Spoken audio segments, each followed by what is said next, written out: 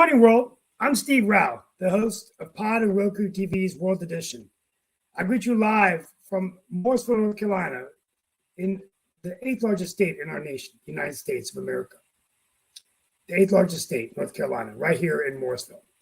And on this show, we want to welcome you. We talk about global affairs, innovation, turbulence, economically, politically, everything going on in the world, the war in Ukraine, an ever-changing political landscape and environment, not only in the U.S., but around the world. But today, my monologue is based on two special days, one which started early this week, Women's History Month. And first of all, I want to say that we thank and commend every woman out there for their remarkable contributions to our country and to the world. This day in the United States was started in 1987 by an act of Congress. And we want this month to celebrate the women that have done extraordinary things, running companies, serving in Congress, serving in the U.S. Senate. Yes, even the Vice President of the United States with the first female in the office of the Vice Presidency, Kamala Harris. Many world leaders around the world, including Sarah Marin of Finland and others around the world that are running nations and doing really great things. And in the United States, it began with the right to vote, but now we're glad that women are getting politically involved, not only here, but around the world, and also doing many, many other great things.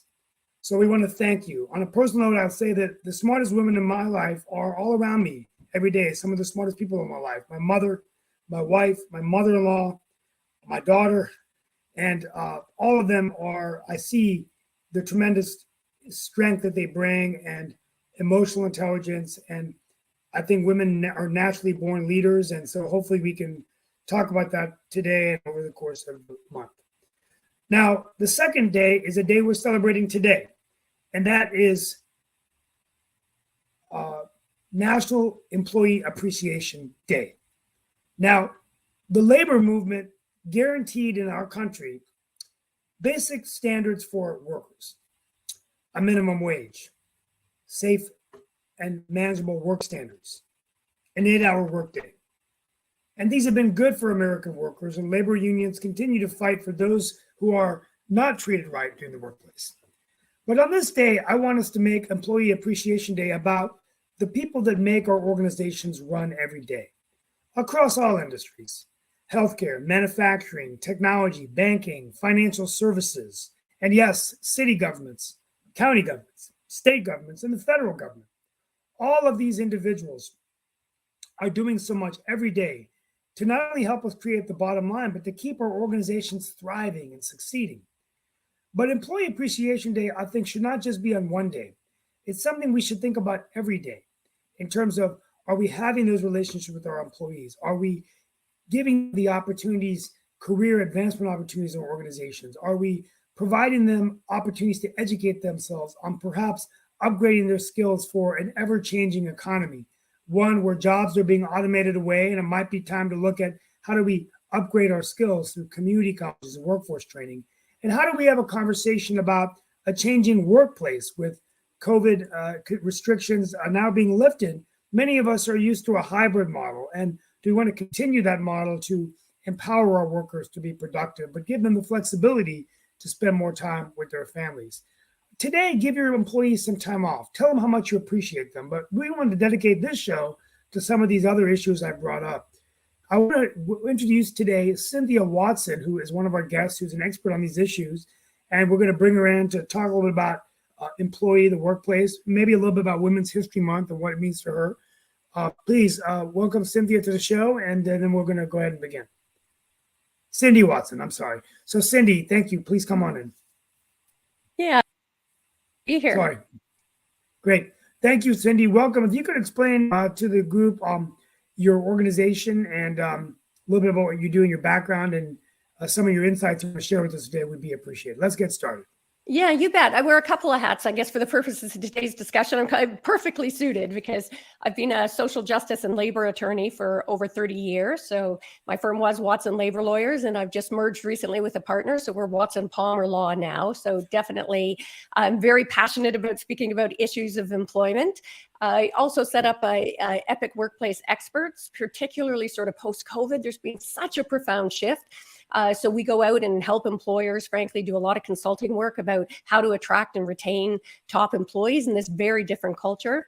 But about 5 years ago now, I founded Women on Purpose. I saw that we had come to really define success based on a very sort of more competitive, dare I say, masculine model, and started believing that that was one of the reasons the world was so out of balance, because both men and women started seeing their feminine as a liability. We've all got masculine and feminine qualities.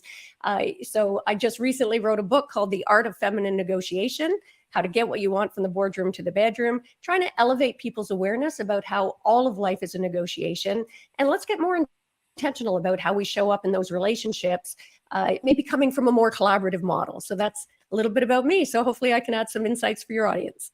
Okay, just tell me a little about, we'll start with Women's History Month, and, I'm just there's so much we could talk about, but just your perspective of Women's History Month. And I tried in my monologue to sum it up in less than 3 minutes, but so many great game-changing women, from, the right to vote to, females that have run countries, to driving companies like, Indra Nooyi, who ran Pepsi Cola.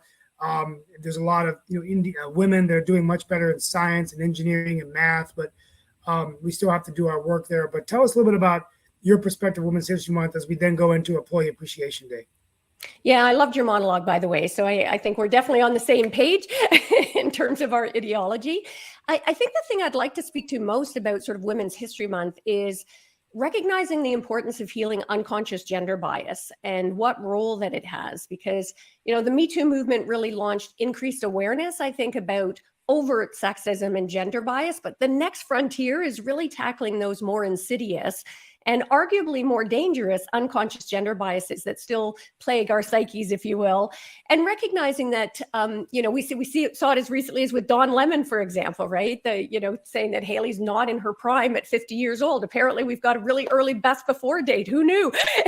And so I think people, when they think of unconscious gender bias, always just think about sort of bias by men against women. But in fact, the biases run so deep, we're so deeply conditioned that it's women against women, even women against themselves.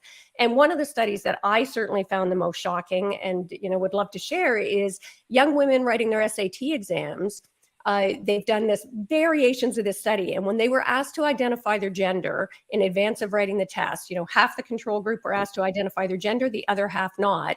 And consistently, in study after study, those young women who were asked to identify their gender, simply check off whether they were male or female, actually performed more poorly time after time. So, it really, I think, causes us, or should cause us, to take a step back and realize the profound impact that these unconscious gender biases have on how women show up. And I think we need to stop the finger pointing and the blame game, and let's all start coming together to recognize that this is something that has to shift.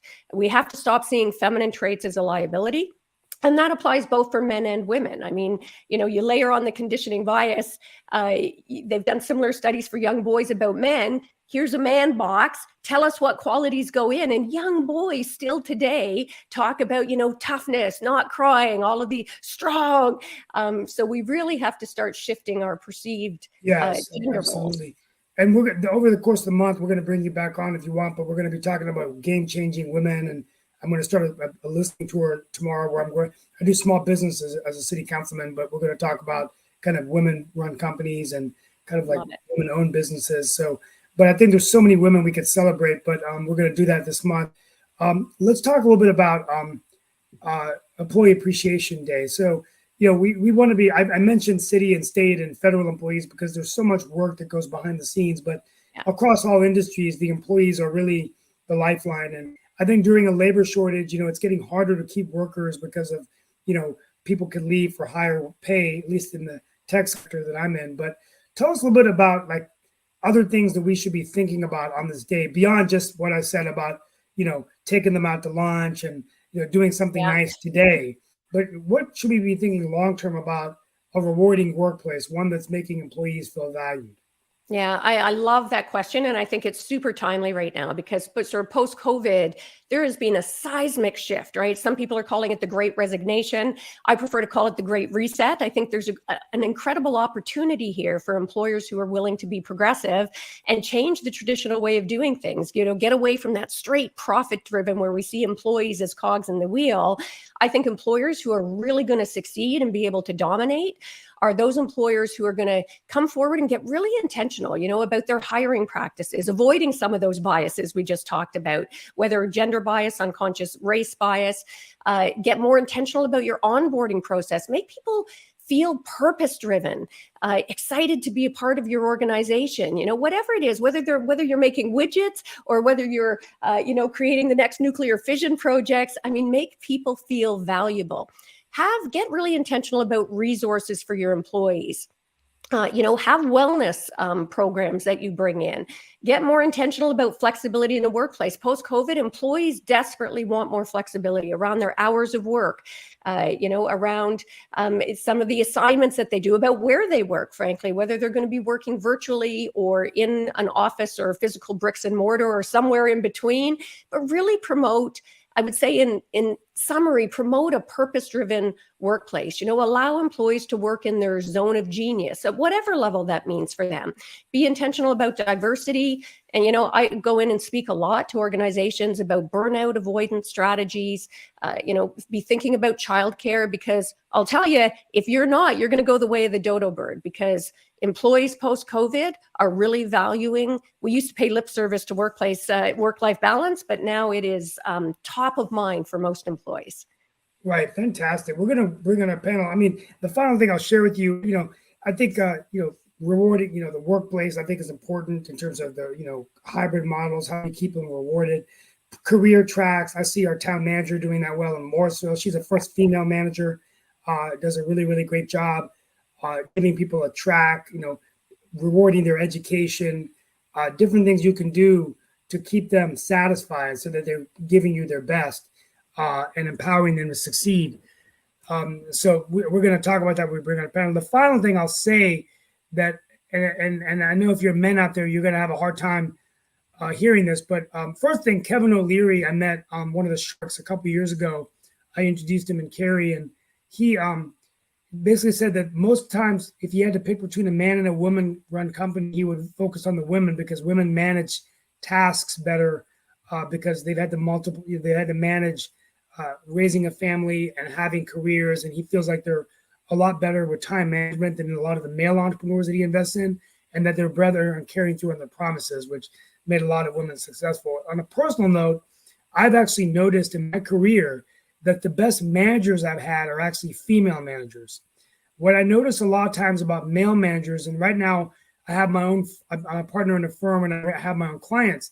Sometimes the male-run CEOs are very kind of like put myself up on a pedestal, and they're never kind of like swimming in the boat with you. So it's always like, well, you better do this, or we're going to cut the cord, or we're going to do this, or we're going to go to the board and cut your fee or pay or job or whatever, right? Whereas when I've had female managers, what I found them to be more nurturing. So they say, look, my job is to make you successful, giving you that information and that way.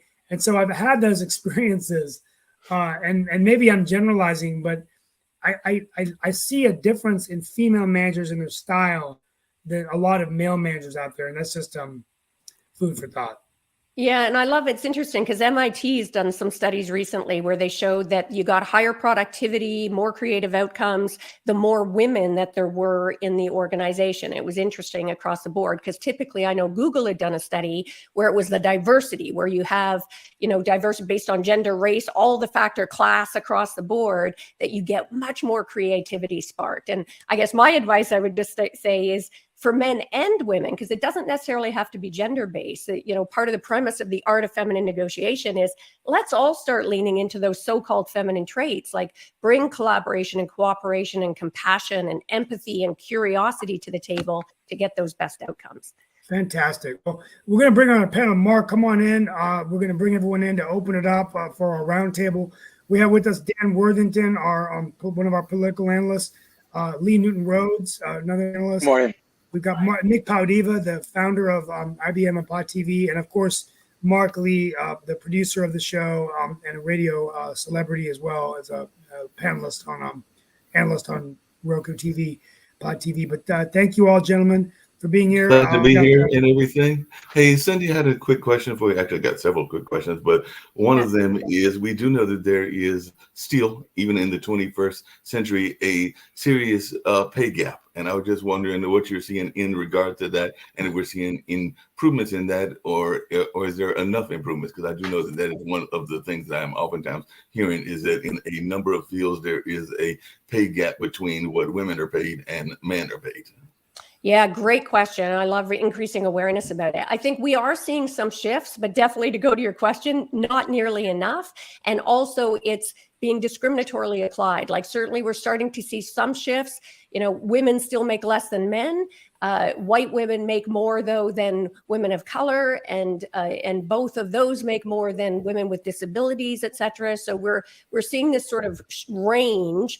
And that's got to shift. I mean, in this day and age, and tied to that, the other area where we're really seeing gaps are in access to finance as well. I mean, most of the venture finance that's available out there, venture capital, I think it's like 2% of the capital that is out there is going to women still today. And interestingly, like Forbes was celebrating about the increase. And I'm like, perhaps we want to quell the celebratory fervor around it when these numbers are still so low. So great question. No, and another thing I was curious about is I've been fortunate enough to have a lot of women bosses, as definitely Steve was referring to as well. And a lot of the spaces that I'm in is in the media. And of course, one of our co-founders who's not here because Nick is here, but Kim Calhoun is a co-founder. But also I've done a lot of work in the arts and the arts fields. And I do know that in the nonprofit world, there seems to be a quicker ability or a quicker acceptance of women bosses and women leaders than there are in some of the other fields. But I'm just wondering if that is an observation that you have noticed as well, and why you think that that may be. Because like I said, whether it was the Durham Arts Council or whether it was the Hayti Heritage Center, which is an African-American cultural arts center, I think, I've had several bosses that have definitely been in the women's space. As a matter of fact, both of those organizations are now run by women and all in that way, whether it's Angela Lee, no relation over at Hayti, or whether over at the Arts Council. Yeah. A great observation. And I think that goes back to the unconscious gender bias that we were chatting about as well, because it makes sense that in the arts and not-for-profits, that people would see women as being better suited, or at least suited for those roles, because the assumption is, well, women are going to be creative and artistic, and women for the not-for-profits are going to be more compassionate. So it's okay to have women in leadership roles in those kind of limited circumstances. Whereas in business, in politics, we still carry those biases that toughness carries the day, that success is defined based on a competitive model, and that women somehow aren't equipped for that. And again, it's when we're ascribing qualities based on gender rather than recognizing that we all have masculine and feminine energy and those leadership qualities. And I think we shifted that in COVID for the first time. So I'll be interested to see how this plays out, because a lot of people were saying that countries who had female leaders actually fared better during COVID. And we don't have to get in the muck of whether that's true or not. But at the very least, I think the value of feminine stock for leadership, more traditional leadership in the business world and the political world, are being recognized. So let's hope we start to see that play out. But I think it'll take some time. One last question, then I'm going to open it up to the other folks as well, because I'm sure they've got all kinds of questions. But sometimes on our show, we have talked about the importance of role models. Sometimes people get on my case, including one that's not here right now and everything. But how important do you think it is to have those kind of role model spaces at, whether it's on a women's side or an African-American side or a number of other sides? Because I do know that we have had some guests that have prided themselves on the general nature of who they are, whether that's American or whether that's whatever, versus their gender or their ethnicity, and all in that space. But I can say that as a Durhamite, meaning Durham, North Carolina, I am very proud to say that we have our first African-American women elected mayor. We also had another woman that was mayor sometimes back and everything, but Elaine O'Neill is the mayor here in Durham and seems to be doing a very effective job tackling some very tough issues, including issues around gun violence and around gangs and around housing and a number of other issues as well. But I just wanted your take on the importance of these kind of role models, whether it's on gender orientation or ethnic side. Yeah, I think again, love the insight on it. And I think it is absolutely critical to have those role models. If you see it, you can be it. And, we're Oh, starting to God. see an increase. Like Gina Davis, I don't know if you've seen the work that she's done on the media. You'd mentioned the media, and it was shocking the lack of representation for women and for persons of color, frankly. And everything was dominated, not only for speaking roles, but even extras. The ratio was like 10-1 in both of those categories. And also, I think with Black Lives Matter, we're seeing a much more increased awareness. We're starting to see more movies and TV shows where we have role models, and also even just visibility, frankly. I mean, for a long time, we didn't even have visibility, let alone have people in leadership positions with role models. So I think it's critical for that younger generation come to be able to see those models and aspire to it and recognize that it is possible. Yes, I know I said that was absolutely. the last question, but I do have We're one going more. to That's open it not up. We about also have women. Sasha Starr from Ukraine. The last 30 minutes, we're going to have him talk about Ukraine, and we talk about Oh, other yes. stuff. But any other? Let's continue our discussion here, guys. Yeah, definitely. And the question I had, it wasn't about so much women, but you kind of alluded to it.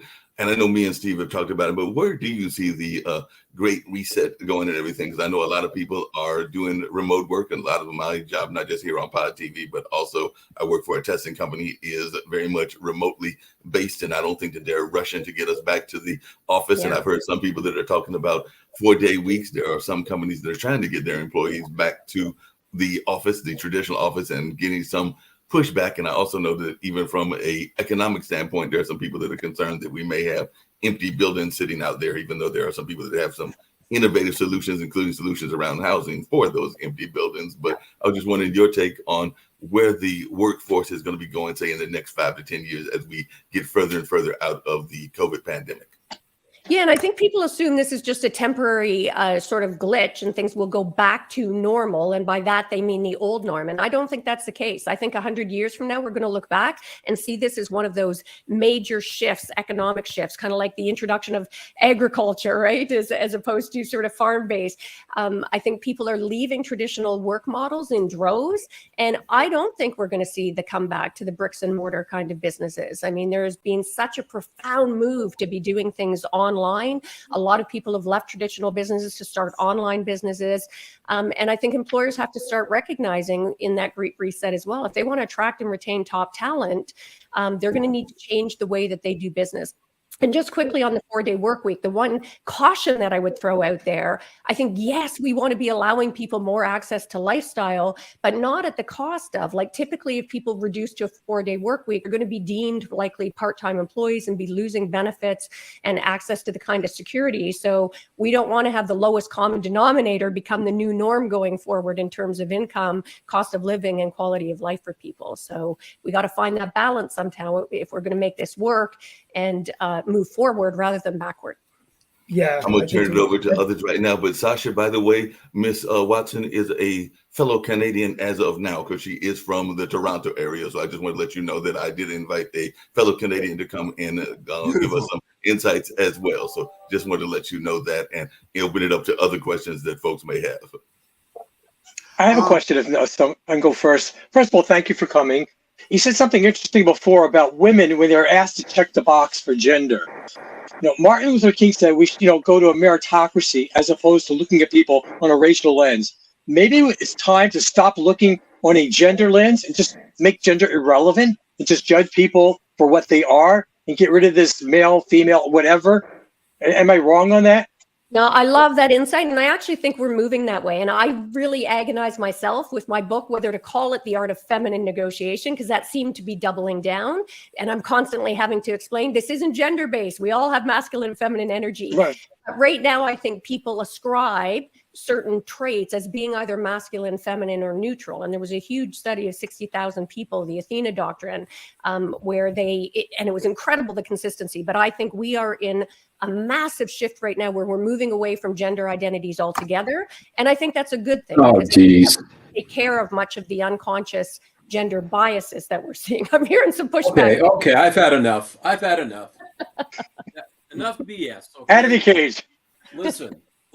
I appreciate everything you said, but let's get real. The work environment is highly competitive. It doesn't. it doesn't really matter where you're a man and woman. It's going to be highly competitive. I'm a lawyer also. I mean, I understand all the situations that you're talking about, and I appreciate them. My violin plays so much on all the agendas you're trying to promote, but it's not real. We can't afford to pay for the system we've got, let alone letting all these lazy employees work 3 or 4 jobs at home because they're gaming the system, because that's what's happening right now.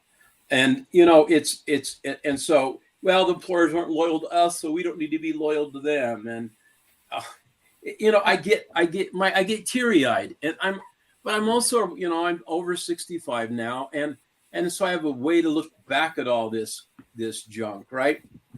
Men and women are different, and it's a good thing they are, right?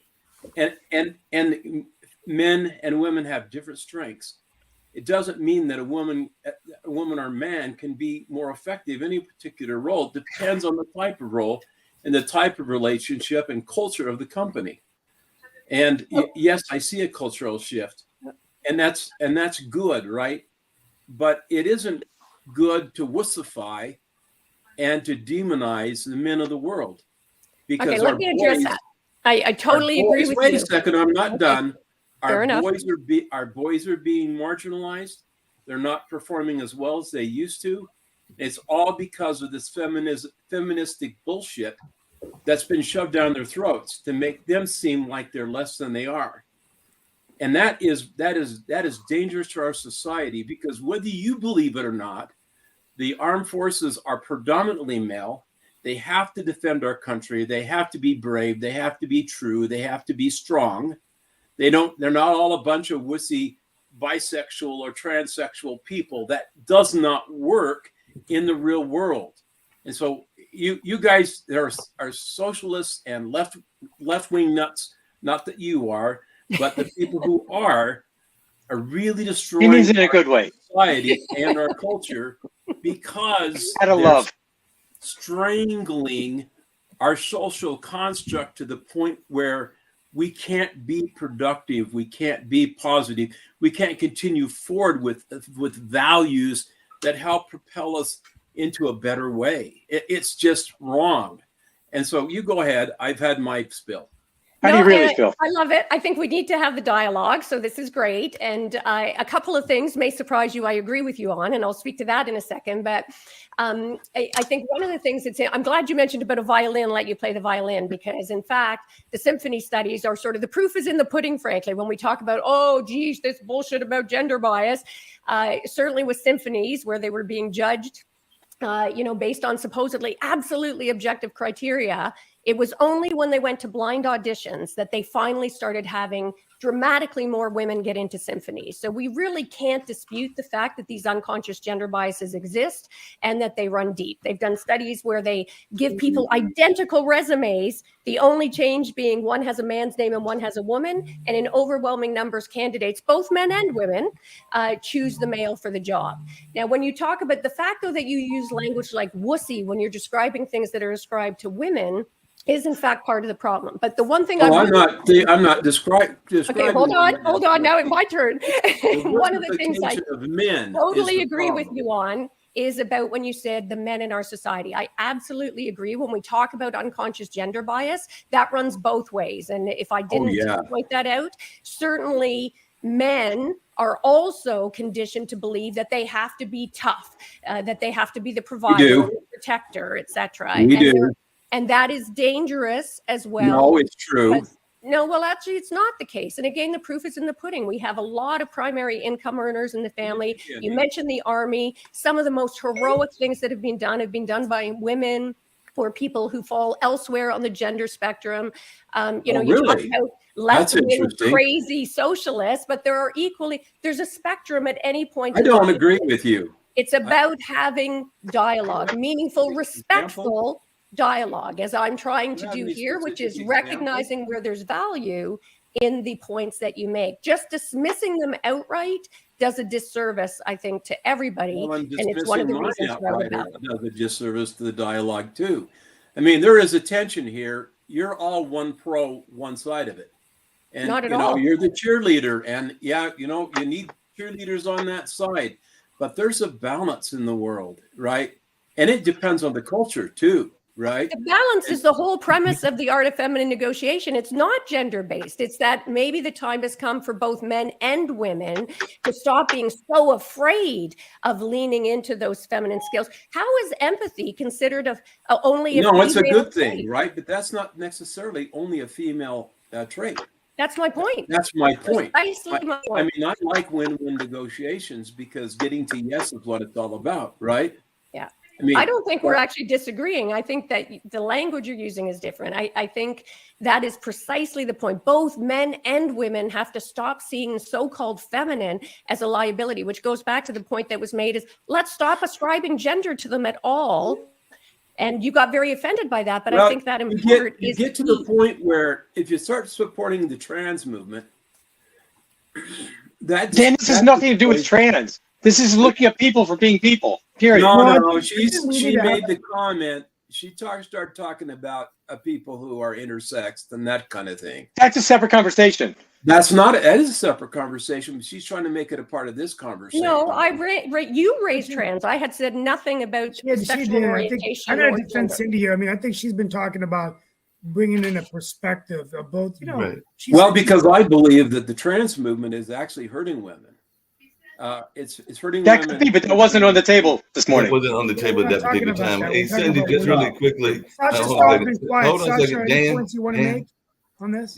No, I had a question really quickly for Cindy and everything. And exactly to Dan's point and everything, but how important do you think it is? And I'm not saying that we need to have a all-women army, even though Women King was a good movie and everything, but how important do you think it is It would to make have a good movie. A little plug there. and some Like roles blood that are wrestling, right? opposite of the stereotypical roles and everything, whether that's on more men in nursing or whether that's more women in engineering, which can be seen as a male-dominated field and everything. So, how important do you think it is to have some shifts in some of the stereotypical jobs at all in that way? Yeah, I love it personally. I think it's those kind of shifts that we're seeing are going to break the myths.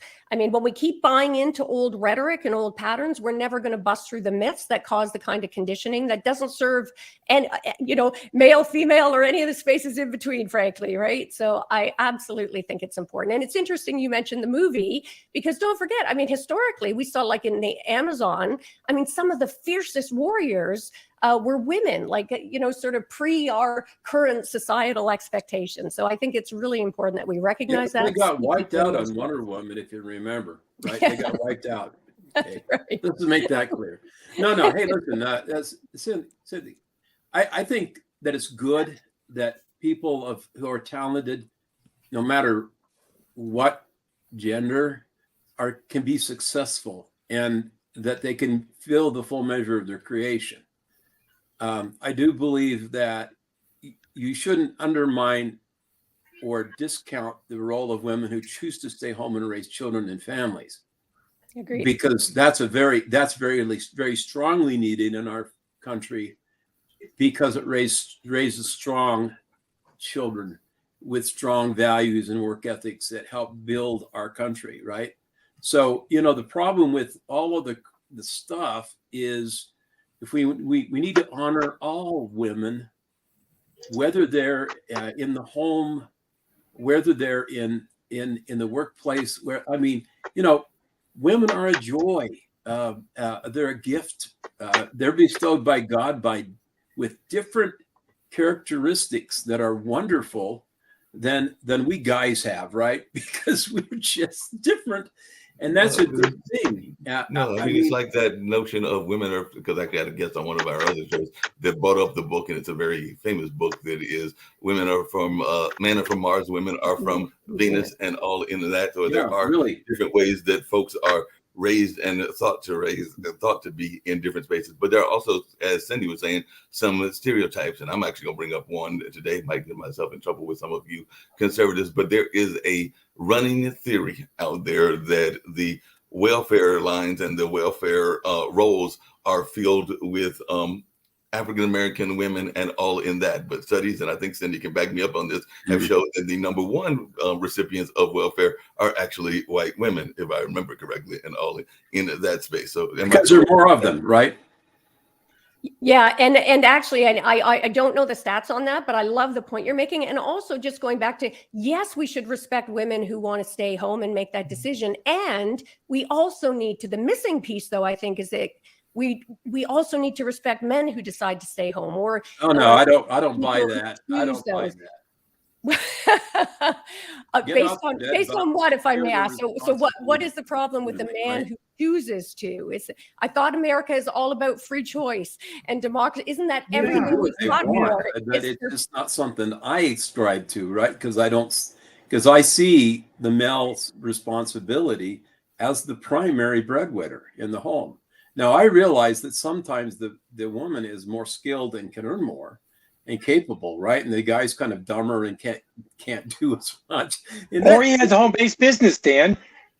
huh? or Well, I he mean- Or he has a genuinely home-based feels business. passionate. Well, It just yeah, works for there's the a home family. base. I mean, I work out of my home, right?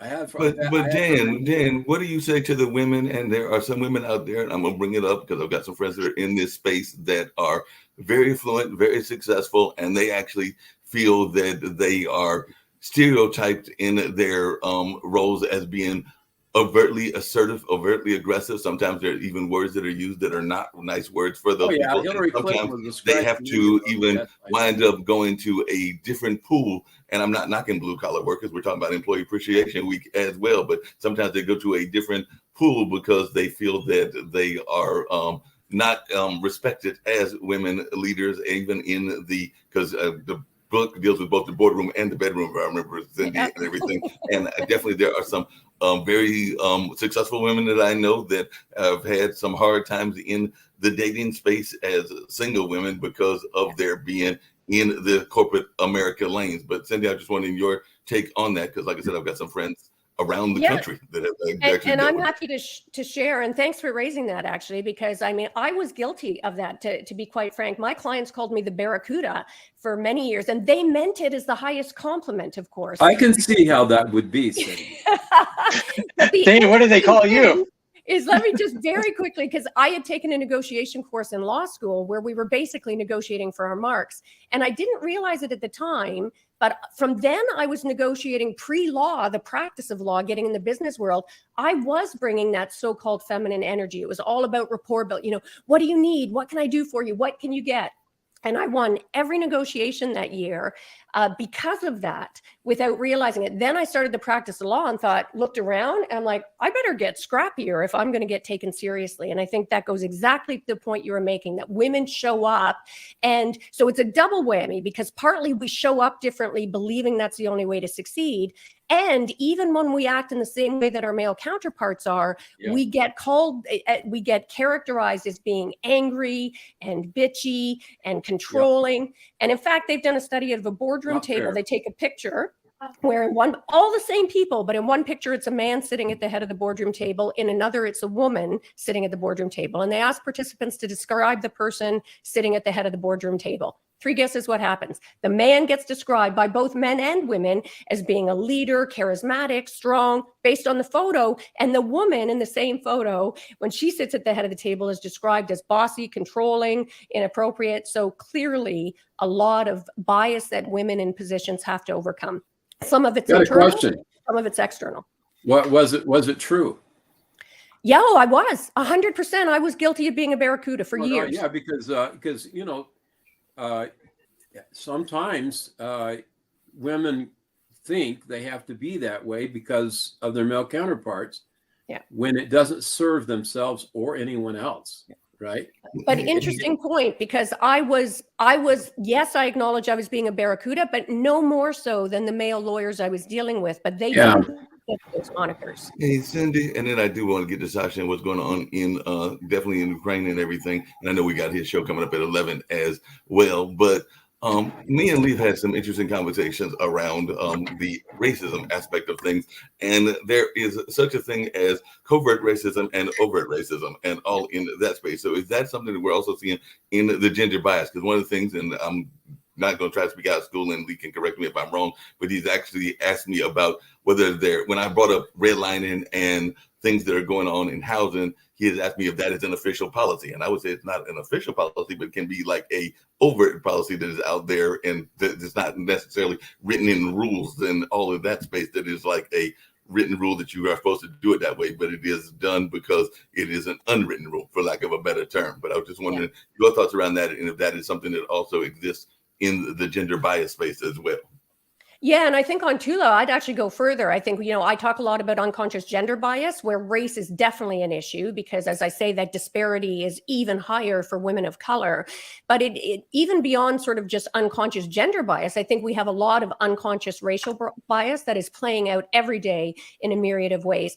And we're raising awareness. It's the overt bias, at least you can deal with it. It's those unconscious biases that I think in some ways are actually more dangerous because they're insidious and they undercut sort of the fabric of all of the decisions that we make without people being raised. So I love that you guys love the show, love that you guys are having these kind of discussions, because that, I believe, is where the future is going to shift. We're seeing such a polarization today globally, frankly. We need to be having these discussions. Yeah.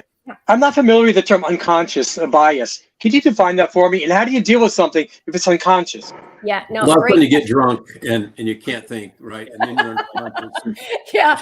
Bias, If only no it were matter- so simple. The unconscious bias is, they refer to that when it talks, like when we're, some people would recognize that they have, strong feelings against women or strong feelings against people based on their race. And they make statements that are blatantly sexist or racist. That's the kind of overt discrimination that you see. That's conscious. Right. And that's conscious. The We're called unconscious redneck. arises from when we have Redneck. deep-seated conditioning. And we've had generational conditioning, both on issues of race and gender, for so long that it's those unconscious biases that would cause a young woman to perform more poorly when she checks off. It's not like she's saying, oh, they made me say I'm a woman, I better go in and underperform. She's not even aware that she's underperforming.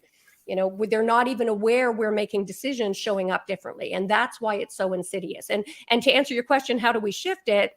It's by having discussions like this. Let's just start raising awareness. So let's start not just digging into our old position, but let's be open to listening to alternative positions, seeking to truly understand the needs of other people, the positions of other people, so we can start having the dialogues and shift away from these unconscious biases, get them up to the surface, and then we can deal with them and people can choose, oh, I don't like that about myself, let me brush that away, or not, but at least it's overt and it's easier to deal with. I don't know if that's Lee, along those same lines, a conversation that I've seen several people having in different ethnic groups is a notion, and I think that it is one of those conscious and unconscious biases, is around generational wealth. You've heard a lot of people talking about generational wealth in different communities. I can't relate to that, Mark. Sorry. Got the wrong family here. No, No, not but, me. that was my point, is that in some generational wealth, it's almost like it's ingrained into society to pass on the money and to pass on the success onto the next generation. And some societies, it is more ingrained than others, because it was definitely a thing. Why would you not want to do that as a parent? In Wall Streets and all in that, if you look at the historical Black Wall Streets, but then they were destroyed, and there was a less of a push to have that happen. And now that is being reversed, where more and more people are looking at trying to make sure that they are leaving something for their descendants, whatever that may be. I don't have any kids, but I do hope to at some point. If Nick lets me run this whole, Mark, do you need my address? I can pass this over to my nephew and everything. But we got to get past Nick's family first, because they are the owners, not me. We're the trust babies, right? I mean, they had them. I mean, I'm kidding. No, I'm not. Well, I mean, we're gonna keep going today. A couple of things. Sasha, maybe a quick update from Ukraine by you. Alex Murdaugh found guilty of murder. That's the big news of the day. I don't think anyone's shocked with that. I don't know what happened there, but But did he do it? That's what I want to know. I'm going to give you more news. Real quick. I wasn't there. More schools are wasn't there dropping either. SAT and ACT requirements, and police could not be allowed to sue former President Trump over January 6th. 12 officers and several Democratic House members want to hold Trump liable for physical and psychological. Now, let me see. So you're saying a Democrat decided that Trump could be sued by I don't know. It just says police officers. And finally, So the the Ohio Democratic train Attorney derailment. General decided that. Boy, I am surprised. Ohio train derailment is going to be tested for pollutants. So that's the other big issue of the day. Let's finish off with Cindy today. We can come back in the last few minutes to talk about some of these issues. But I have one comment. Sure. about Yes, Sasha, please. Cindy, first of all, my pleasure to have you on the program. And Thank you. I would like to give you one very interesting example of which very few people are aware of. I don't know if you are following chess or chess in Canada, for example. Probably not. But my wife, Navastar, happened to be 8 times Canadian chess champion and Wow. represented Canada internationally many times. And actually, I remember many years ago, she was a bronze medal winner on the first board, representing Wow. Canada in the World Olympiad. So when she came back home, she was asked by Canadian Chess Federation to publish an article for their magazine. And so she asked, what theme would you recommend? And at that time, Nava would outplay probably 99.9999% of all Canadian players, including men and females and transgenders and just name it. So, you know what was the article theme that she was given to? She would have to describe why men are better chess players than women. Can you imagine? Oh wow, man! How condescending Incredible. is that? Incredible. It's incredible. Absolutely agree with you. Douchebag. But I had to help her to really dig into the subject and find out why. And we went into studies by one of the leading university, Hopkins University in the United States, where they had studies on that subject. And at that time, it was many years ago, the studies showed that most likely the reason is that women's two brain hemispheres are wired somewhat differently than men's, and therefore in certain areas, women are actually stronger and better Yep. with than men, but yet some other areas when chess fits into that area because it's close to Analytical? Laura Limbic, yeah. Well, I don't know if it's been proven beyond any reasonable doubts. I doubted that, especially now the females are getting stronger and stronger in chess. By the way, they're winning now tournaments. They're competing on equal terms. The only thing is that if you will take 100 players, there will be probably 95 male players and only 5% female players. And that's the reason also very interesting that in elementary school, it's about 50-50. But then when they're moving to juniors and high school and so on, then females for some reason are dropping from chess. And somebody commented that they have much better and viable interests than chess. And that's why they're... they get a life. Yeah, they have a life. Yeah, Have a life.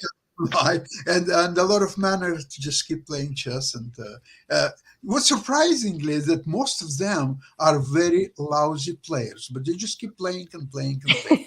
Now, on the highest, on international stage, you will see that male, they are respecting each other. When they're playing of two male of similar strength, you would anticipate that there will be a draw, and rather very quickly.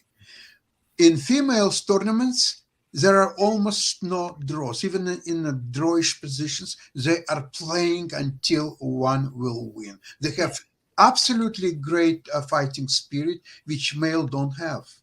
Yeah, interesting. Surprising. Well, I love a couple of things I comment for.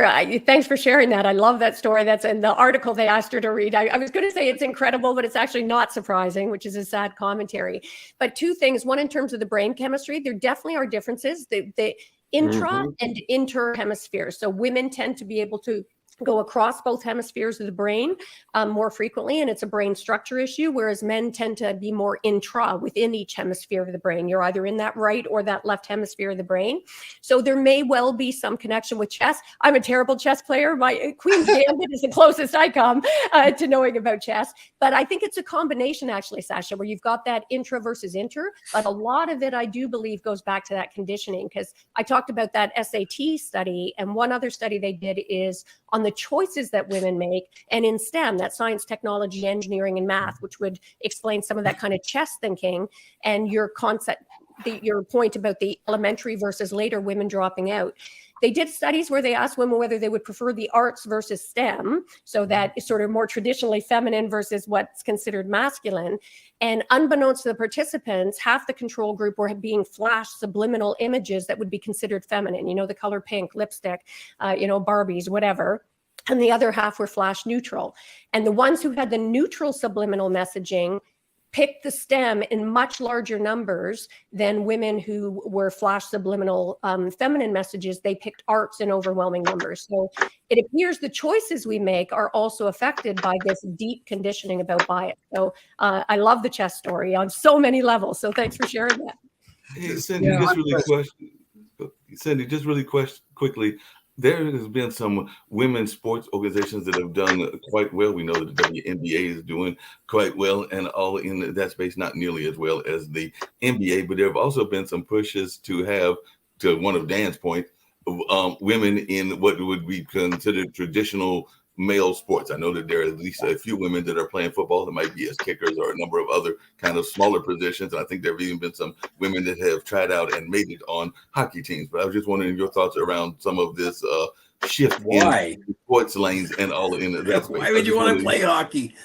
Yeah, because why would men want to play hockey? That's I know that's it's stupid. It's point, sort of like right? sort of like joining the Marines. Why? No, but I mean, it's the answer is the same for both. So I love your question, and yes, I think it goes back to the question you'd asked me about the shifts in the career choices. I mean, playing professional sports, or even at the level in high school. I mean, that we're seeing that. Cindy? There, I think it's healthy. Yeah, I understand why women would want to play hockey, but the question is, why would women want to play hockey with men who are so much bigger, faster, and stronger? That I don't get. Yeah, you get hurt. It's very dangerous. No, yeah, it is very dangerous.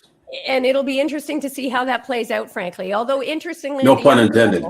We are seeing a lot of young girls playing in co-ed leagues, and surprising, because I'll be honest, and it shows my own bias. I thought the same thing you just said, like, oh my gosh, they're going to get killed out there. We're also seeing a lot of young girls getting severely injured when you bring men competing with women in like boxing and MMA and sports like that. Yeah. Right. Yeah. I mean, some are holding their own, but I think there's no question there are sophisticated Very few. And Very I few. agree. Yeah. And to me, the bigger issue is about the compensation. And Don Lemon, who's got himself in trouble again, if you recall, he was the one who had commented And they're about still watching paying him, female right? sports is not. But there's a reason for that difference. So, There's a reason difference in compensation. It's based on advertising. Where are the eyeballs? Who's paying for this? Right. yeah. Although, doesn't that go back to the conditioning, right? If we made it more Corruption. interesting, and we didn't see it as being the conditioning is that it's less interesting. In the same way that women will read books written by both male or female authors, men are significantly less likely to read a book written by a woman. So again, how Really? much of That's this is interesting. unconscious biasing? Who knows? No, We'll see. and speaking of conditioning and bias, and then we got to go to Harry Steve's Potter topic, was one of the everything- most famous series. Going with the Wind. These are all women writers. Why would someone care about that? Maybe I missed I don't know. care. I didn't get the I don't know, memo. but one of the things that I've been finding lately, and that is surprising, I don't know how it is in Canada, but there were certain products that you could not advertise, whether that was cigarettes, and definitely there's not, we still got beer ads. but Alcohol. I've seen a lot of things that are women-oriented products, including some contraception kind of products that are advertised in the middle of the day. I was actually watching one yesterday, and that actually surprised me. So I don't know if Cindy's got any thoughts around that, but that actually surprised me when I was looking at that, and that is definitely something that we are seeing. Before Cindy answers, Mark, you should know they put those products in male bathrooms now. So there's not necessarily women products. Yeah, interesting. Yeah. That's because some men go, never mind, I won't explain. Menstruate. There we go. Well, I hadn't noticed that trend, but I will pay attention. we got a few more minutes, but we really want to thank Cindy for being with us today. Hopefully you can come back. We want to bring in more female perspectives, both as analysts and some of these issues that we talk about. I think, we want to continue to have these discussions. And as we continue Women's History Month, any ideas, Cindy, that you have of other women that we can interview and talk to would be wonderful. I'm going to begin my small business tour tomorrow, where I'm going to go out to women-owned businesses and talk to them around the area in North Carolina. But, thank you for being with us today. Any final insights? We're going to close out in a few minutes and come back on Monday to talk about some of the things I talked about, particularly the Murdaugh trial and other things going on politically. Presidential candidate Ramaswamy another Indian American, along with Nikki Haley, and the presidential, more and more people talking about the presidential race, and all eyes on North Carolina and who will be our next governor. Will it be Attorney General Josh Stein or Trump-backed Mark Robinson, lieutenant governor?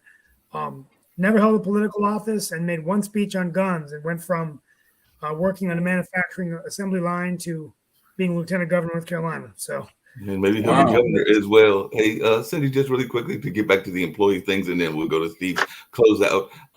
Are we seeing that continued trend of companies that are in the physical companies doing the efforts to have that work-life balance, whether that's childcare on site, whether that's exercise programs on site, or some of those other things to make sure that people are having that work-life balance? And I am a big fan of the work-life balance, but are we seeing enough corporations doing that work? Because I know that was a trend before the pandemic, but I don't know if it's still a trend as much now. Yeah, great question. I think the employers that are not doing that, who have not made that shift, are struggling to survive right now. I think that the ones who are really getting intentional about bringing in wellness and flexibility and all of those factors are not only surviving, but they're thriving. So I do see that as the wave of the future. And I hope that trend continues and that we remember some of the lessons that we've learned from the pandemic and the reaction to the pandemic. No, I appreciate it. Steve, you ready to toss it over to you? We got about the 57-minute mark. Well, first of all, I want to thank everyone for being with us today. My closeout is on an amazing event that I attended. First of all, I want to wish everyone a happy Employee Appreciation Day and a Women's History Month. Next Tuesday, I think Wednesday, is International Women's Day, so we're going to talk about that. And but I attended an event hosted by Wake Tech Community College, and it was called Ignite, and it was a celebration and a fundraiser for our community college here. And the theme was the fact that you're running a race in the game of life, and that how many people who are unable to go to college can actually go through the community college system and get really, really great jobs.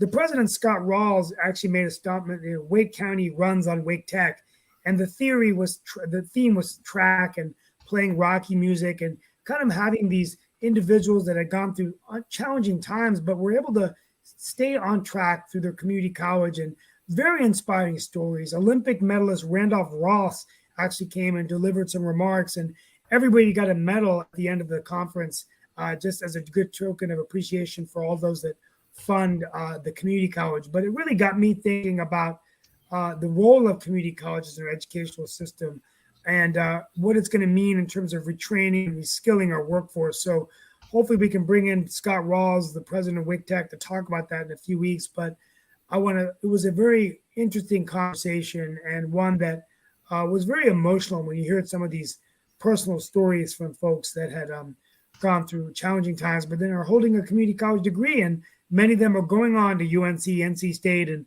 other colleges around the country. So we could talk about that as education continues to get more expensive, and we talk about student debt relief and all the things going on with the Supreme Court. Where does the community college system in the U.S., what role does it play, and will it become part of more mainstream to give folks the ability to reinvent themselves, even late in their careers, to get back into that workforce with skills that are in demand? So that's going to be one of the things we're going to talk about next month. But thank you all so much for being with us. Be safe wherever you are, and have a wonderful weekend. And we'll be talking to you all very soon. It's been a pleasure having Cindy Watson on the show as our main guest. Thank you so much. Appreciate you, Cindy. And hopefully, as several of the folks said, we hope that you will make a return appearance as well, because definitely we enjoyed the comment, a little bit of tit and tat between you and Dan, but you still held your own. And he's actually a dean, or a former dean, at one of those schools over there in the western side of the East Coast, and all in that space over there around you. Back Central, actually. Okay, nice. Well, thanks for having me. It was a lot of fun. I really enjoyed it. Happy to come back. Yeah. Thank you, folks. Take care. Bye-bye. Mark, send me that live link. I didn't get it today. All right, I'll do that. Email it to me. Yep.